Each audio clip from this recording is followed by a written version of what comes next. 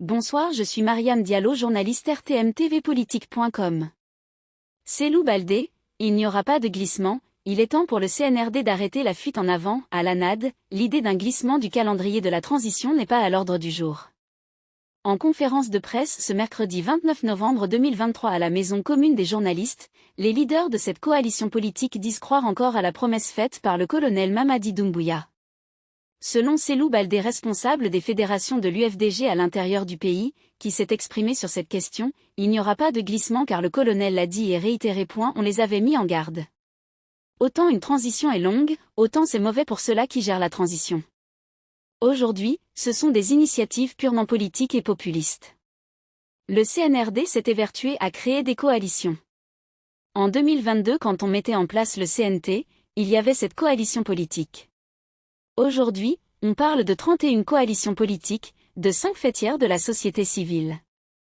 Pour moi, c'est une réponse politique qu'il faut apporter à cela. Que le CNRD et les autorités de la transition, notamment le ministre de l'administration du territoire, sachent que cela ne peut pas nous distraire. À l'ANAD, nous allons continuer le combat. Pour nous, il n'y aura pas de glissement. Le colonel l'a dit et réitéré, son porte-parole a réaffirmé qu'il ne fera pas plus d'une seconde au-delà des 24 mois. Ces 24 mois arrivent à échéance au mois de décembre 2024. En janvier 2025, nous allons procéder à l'investiture du président élu. Ce qu'on dit aujourd'hui au CNRD, c'est qu'il est temps d'arrêter la fuite en avant, de respecter l'article 77 de la Charte de la transition.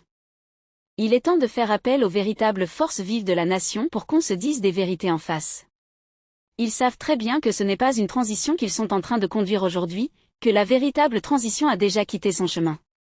Il est temps qu'on se retrouve et qu'on se dise est-ce que c'est en 45 jours, 60 jours qu'on va réviser le fichier existant pour sortir le fichier électoral ? C'est bien possible d'organiser toutes les élections en un seul jour dans notre pays, a-t-il dit.